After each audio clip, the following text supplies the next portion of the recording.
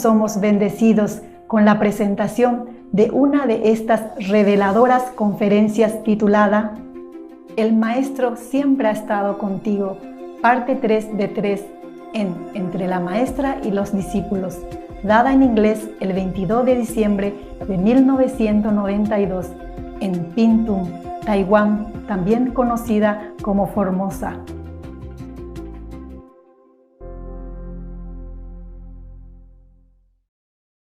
Next.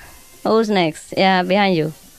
Oh, going back to Mary's point about praying, I'm not sure when to pray because I know that you're with us every time, Right. every time, and helping us make whatever decisions that we have to make. So I guess if you're with us every time, then what's the use of praying when you're always with us? And I mean, people tell me to pray to you every time that I'm in trouble or something. But then I know that you're with me all the time. So if you're there with me, and What's the need to pray, right? Is that right? Yeah, that's the point. I'm not sure why you need to pray when you're with us all the time. Oh, that's good. Then you don't pray. Save energy. Thank you. Right? People pray because they need to pray. Understand? They feel that they're doing something. Therefore, the Master can hear them. If you feel that you don't need to pray because you're convinced absolutely that Master knows everything and always everywhere, then you don't pray. It's even less work. For both of us. One don't need to talk and the other don't need to hear. Everyone is different, you know. There's no fixed rule.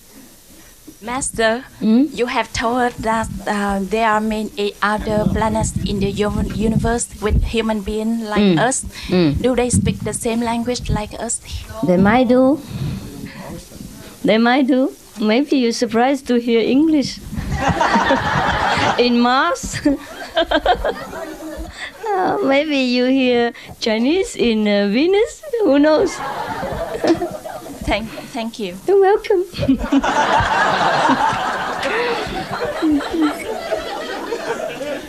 Okay. It's a preacher. And he's in church, and in this area they haven't had rain for a long time. So he said, tonight we're going to have a special service, and we're all going to pray for rain. So they said, okay. So at 7 o'clock, everybody goes to the church, and there's a little boy who's going with an umbrella.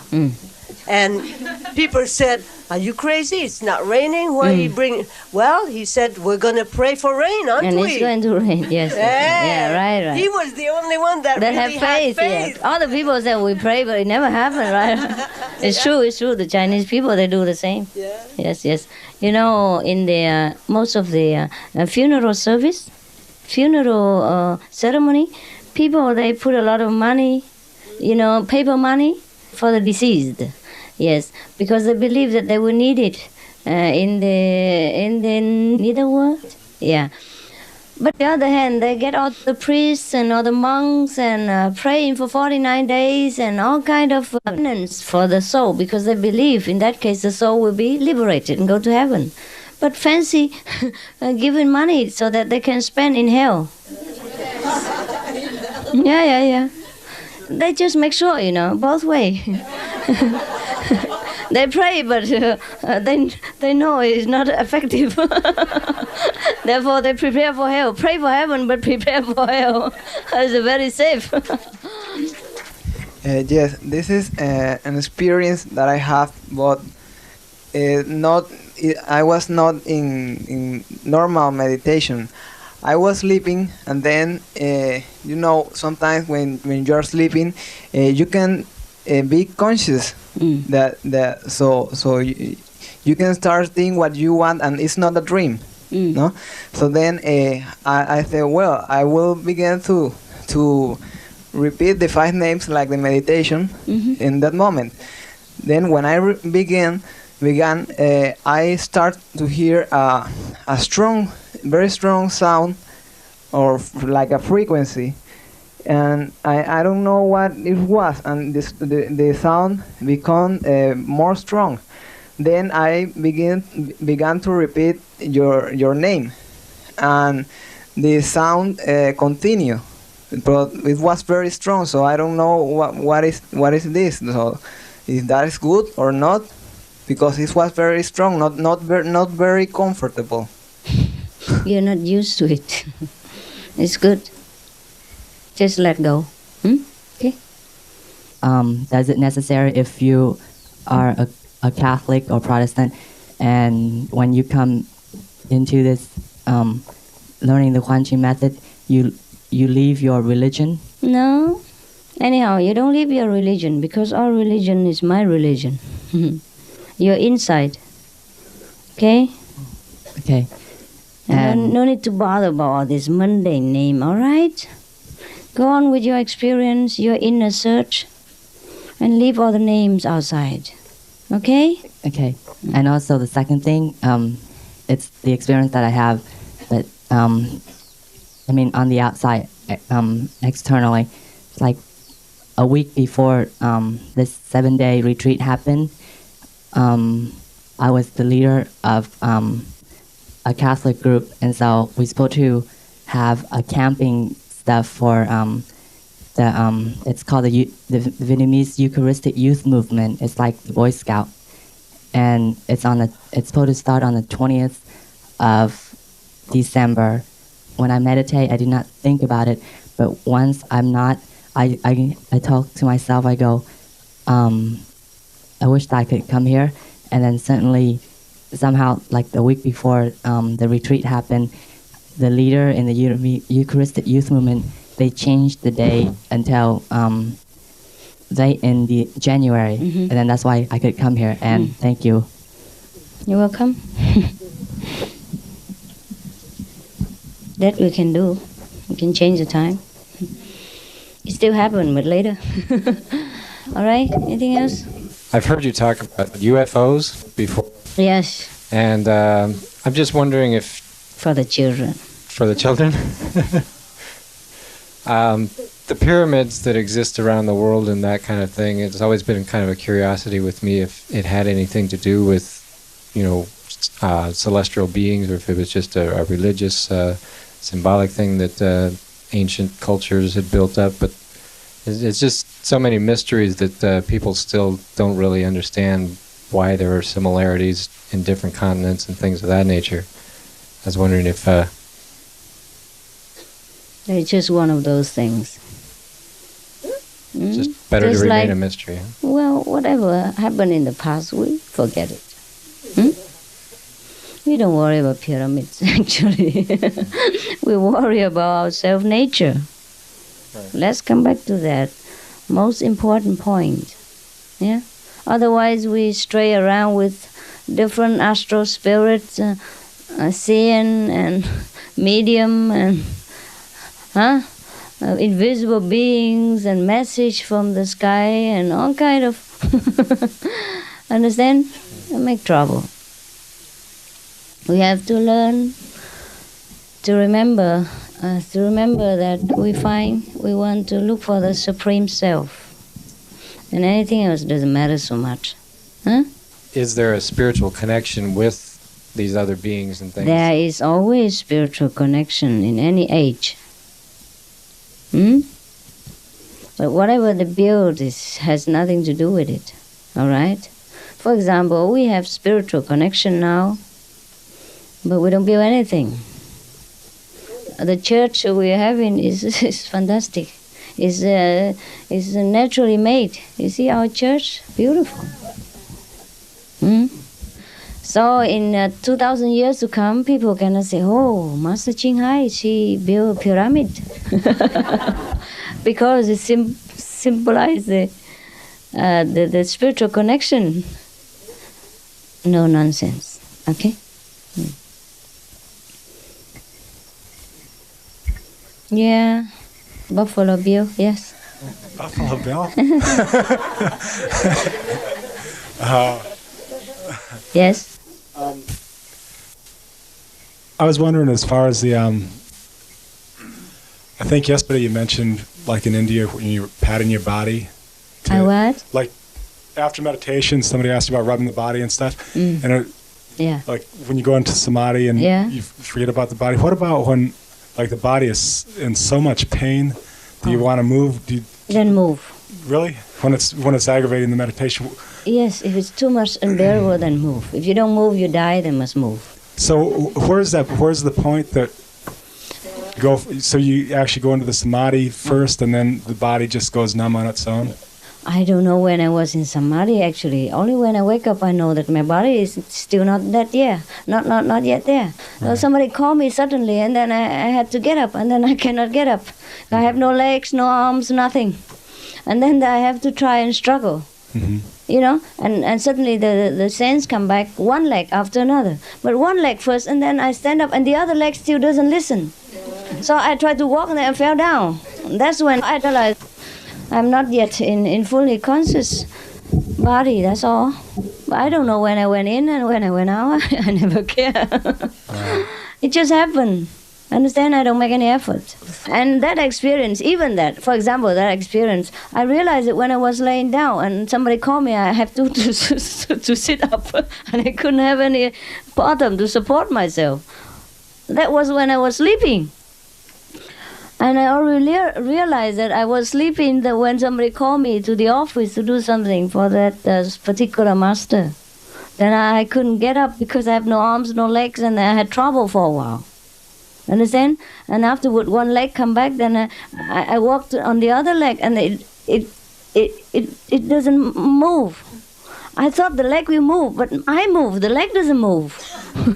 And so I fell down, understand? So that, and then the arms come back, then I have to massage the invisible leg. And that's all. That's what I tell you, because yesterday you asked me about massage. So I, by the way, just tell you my experience. Just to support it, that's all. Right. But I don't remember when I went in and I went out, and I went in all the time. I went out all the time. And I'm always now in and out. And I'm in and out at the same time. At that time I'm in but not out. And this time I'm in and out at the same time.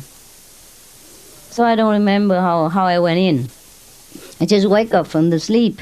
Understand? I was laying in that place, in that room on the floor. Laying. And I am only conscious that I'm laying when somebody called me. And then I tried to get up. And I couldn't get up because I find that I have no body, no legs. Yeah, it comes back gradually, and also fast. But then because I didn't realize it, that I was laying there, you understand? And of course the immediate reaction is that you try to get up and walk. And that's how you realize you don't have legs. That is all. Otherwise I don't even know that I was in and I was out, nothing. Okay? Just fine. Yes. That's just one of the common occurrence. There are many other different type. Yeah, that sometimes I'm there, but I understand everything around, but I'm not there. It's a very comfortable feeling. It's one of the kind that you are experiencing sometimes when you're in meditation, or many times. So that's not a phase that everybody would go through necessarily. Different people has different experience. Okay. Maybe I was at low level, so I just have it off and on this kind of different experience. Well, I've read some of the Satmat books. Yeah. And I think I read in there that was like the death, sort of a symbolic death of the body. That was these experiences was at the beginning of my meditation practice. At the beginning of my practice. Later they are different. Yes, they're different. Yeah, it was the beginning. I didn't know what it was. I didn't know what it was. And sometimes I know that you can be in different place, in different level, but at the same time you know the things happening around you. Understand? In both level at the same time. So there are many different kind. Thanks. You're welcome. Yeah. As you know, I have a very active and visual imagination, and there's times when I experience you talking to me, but it's not like a meditative experience. It's like a telepathic communication. Understand? And it in my mind, it's so much like my imagination that I doubt sometimes if it is real or if it isn't. And so I do the 5 names, but I still don't know if my mind is still tricking me. Understand. And so is it accurate or is it not accurate? How do you feel after that, or between that, during that happening? Well, many times what happens surprises me. Eh. So that makes me think that it wasn't my imagination. Understand. But then sometimes not only does what I experience surprise me, but it doesn't make sense with what I experience in the external life, in my external communications. Yeah. And so I kind of put it on a shelf and say, well, I'm not sure about this. For example, what is inside that doesn't fit with the outside? I'm trying to go back and through to kind of sort through to see which one would be a good example of that. Maybe you feel like I'm communicating with you and then outside I reject you, is that right? That has happened, yeah, that is one of the ways. Because I just satisfy your inner mental need. And you want it that way. But outside I cannot do it. Not that I cannot drive, but I don't want to drive. Not to drive with you. But on the other hand, I have to satisfy your sentimental feeling. Therefore, you experience that way. That's correct. That fit also. Understand or not? I understand what you saw. Is that right? Is that right? One of the experience like that, right? Let me just repeat it back to you to see if I do understand that. That what I experienced was something that was provided by you for me, just to help settle me and balance me. Yeah. And it was not necessarily anything beyond that. Yeah. Okay. And I really began to understand myself more from that. And I began to understand that the drive in seeking that love from you was synonymous to the drive of seeking that love in myself. And that was the real satisfaction that I was looking for. Right. And I realized that no personal relationship would be satisfying without that true understanding of self. Of self. Yeah. Yes, sir. Yeah.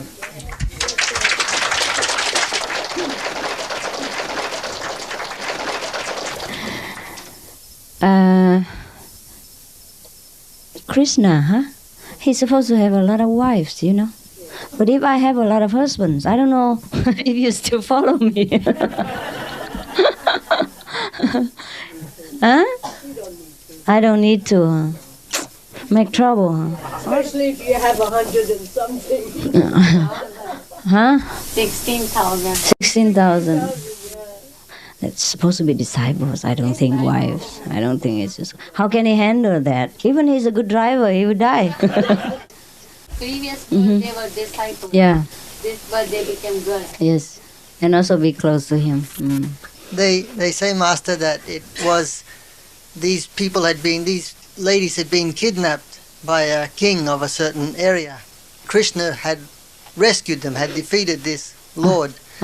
So these ladies were free, but they couldn't go back to their homes. No one would accept them. Understand. So Krishna had to take them to give them faith. Understand. Took them as his wives. Yeah. All the wives, yeah. When he used to dance, each one thinks that he's dancing with Krishna. Yes.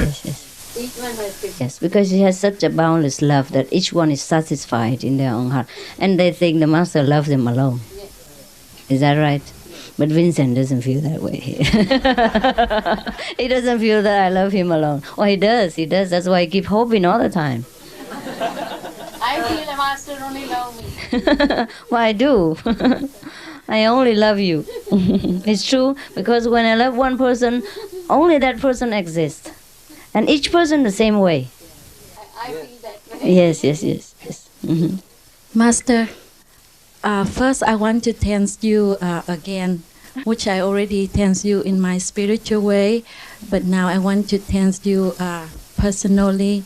2 days before I came to the 7-day retreat here, I got a car accident, and the car was out of control because the tire blew up, and it's just from the fast lane, it's turned to past the other 3 lanes and hit the hill, and the car was turning 3 times, and the cassette tape is still play, but everything is kaput.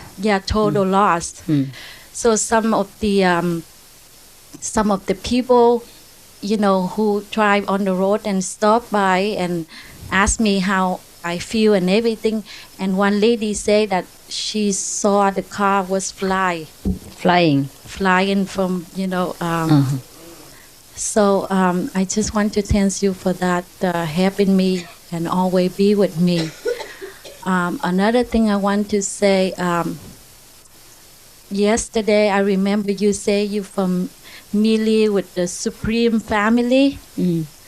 I don't know exactly it's happened in my meditation or I was dreaming, but I saw you was you wear like a navy hat, and you wear the you know, golden dress with the white trim around, and you real big, but around you 1,000 of you the same thing, wear the same clothes and everything, and carry the bamboo stick with the how you call the squat bottle or something like that. The girl. Yes. Good. And then? And it's like a beautiful church, a temple or church, something like that. So is that what I want to ask is that you say you family with the Supreme Family, or that is all of us here and you are the bigger one, the biggest one? I am the smallest one, you can see. You are the smallest one and the bigger one. What about us? I mean, we are the same, right? Right and not right. Right because I know it's right. Not right because you don't know that. My family is bigger than that. What you see is only symbolic of the Master, what we call thousands of transformation body. One and everything. 1 and 1,000. 1,000 and 1. Understand? Yes. Thank you, Master. Dearest Master, this question is very important to me. Yes, please. Yes. Since I just get initiated, meditation is new to me. I used to pray to you. I always pray to you before I get initiation. When I feel scared or frightened, but now I know that you're always with me, but you know, I feel guilty, and then I think that I should be responsible what I did. And that's not right. Yes. And so what happened now? And I think that the best way that I can put down this kind of feeling is to meditate. But you know, when I start meditating, this kind of feeling always disturbs me. So what is the problem, kid? If you want to pray, you pray. There's no guilt. What I say to the other person doesn't concern you. You put all responsibility to the Master, all right? I take it all. Okay? Thank you, No Master. problem. I should do it. I should take care of you, all right? And to the other person, it's different. Don't listen to what I answer them, okay? No, I know, even me, I know that you always be with me, but I still get struck with that kind of feeling. I think that I should be responsible for that kind of feeling, so I don't know how to... Just put it down, okay? Put it down. Put everything down. Let the Master take care, okay? Thank you, That's Master. more comfortable. It's more comfortable that way. It's more suitable for you, okay? To the other person, if I say I take care of everything, he feel his ego will get hurt. So I say, all right, you take care. Yeah? Because, as I told you, everything is new to me. That's why I don't know how to handle this problem. No problem. No problem. If whatever you want to do, you do it. If you want to pray to Master and let Master take care, and you let the Master take care. That's why you need a Master. Huh? If you want to take care of it yourself and you're able to take care of it yourself, then you say, I take care this time. Okay? Thank you. Anytime. Anytime. You understand? Yeah. Yes? Some people don't pray because they think that God should know everything anyhow. Yes. That's all right. That's also all right. That's a kind of surrender. And some people pray because they surrender. Yes. Different expression. You pray because you surrender. You say, please, I cannot do it, only you can do. And the other person surrender and think, God knows everything, God do everything, I don't even need to pray. So the same thing, yeah? Don't feel guilty when you ask Master for anything at all. Many people do that, most of people do that. They're used to it. They get spoiled and they don't even want to move one finger. Even Master has to fix their telephone, fix their alarm clock, call them to go to work in the morning, take care of their children, and take care of the chicken pox and everything else. Even then they grow a pimple here to the Master. I'm going to a party, I want a pimple disappear. And then the pimple grow to me. All right, no problem. No problem at all. I'm stronger than you think, huh? Stronger, spiritually. You pray for anything you want. And then I see if you need it or not. And sometimes you don't need that garbage. You just want it for the sake of listening to your own mind. Like children, they want this and that and other, but they don't always need him. Yes, Ben? Master just said about they want the pimple to disappear, so the pimple goes to Master. Reminds me of a story. There's a disciple in India, in northern India, in the summertime. He was going to visit his master. He got off the train station. It's hot. It's like 50 degrees Celsius, very hot. Yeah, I know that somewhere in India. Yeah, in northern India. Northern, worst. Yeah. So he thought to sit down under a tree, and then he thought of a story, an Indian story. I know the story. I forget the names of the people. It's two lovers. Yeah. And one of the girl used to use an earthen pot. They make big earthen pots in India, and she would use this to float across the river to see her lover. And one of her relatives found out and replaced this pot with an unbaked pot with just the clay. The girl knew this, but rather than give in, rather than let fear conquer her love, she used it anyhow. And halfway in the river, the pot dissolved. Yeah. And she kept swimming. She almost made it to the shore. Her lover could see her. Yeah. So he jumped in to rescue her, but they both got washed away and drowned. Yeah. This is, you know this story, Nimal? Yeah, okay, I don't know the names. And then? So then the disciple thought, well, if they can do that just for this type of love, how can I sit under a tree when my master is just a few kilometers away? Yes. So he kept walking. When he arrived at the place the master lived, one of the older disciples who lived there said, I knew somebody was coming. I knew you were coming. That's why Master was standing around in the heat. Master had been standing out in the heat for an hour since the man walked up. Sawan Singh was the disciple at that time. Babaji was the master. But they know he's coming. Yeah, and the Master was walking up and down in the hot, under the sun, in order to absorb some of the heat for the disciple, so that the disciple will not faint on the road, just because of devotion. Yeah. Well, I don't know. We have so many stories in India, huh? Master, I'm from Penang, Malaysia. Yes. Actually, Master's work, I do come across some people who are very receptive, some people, no matter how much you talk, I think they are not so receptive to Master teaching. My question is it fated? People who are receptive to it and some who are not, there's such thing as marked soul or unmarked soul. Yes, there is such thing. I see. What do they do? How do you explain? That's my business.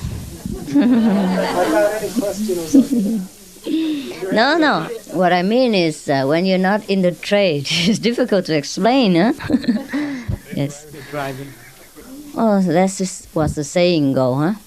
Don't worry about so much about marked and not marked. The easy way to recognize is that that person is interested. Then you know that it's a marked soul. And if that person is not interested, whatever you say, then you know it's his unmarked soul. It's so obvious. No? You know what? This is the beginning of the business. Now I don't care. Yeah? I just let whatever happen. The people ask me how I've lived till now. I told them I don't know.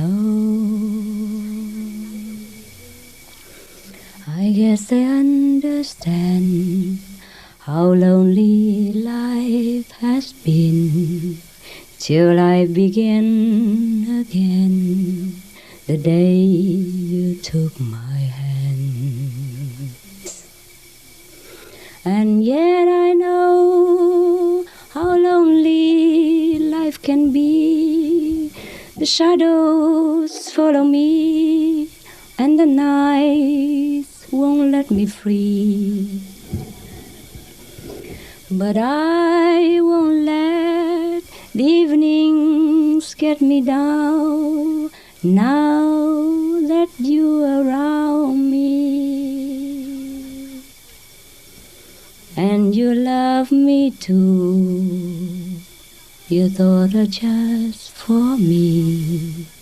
You set my spirits free, and I'm happy that you do. Something else I forgot.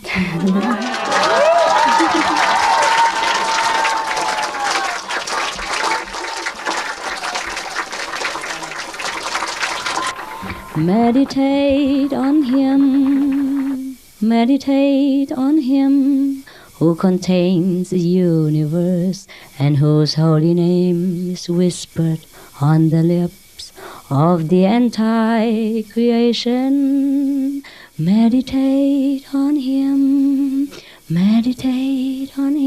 something like that. I don't know the rest.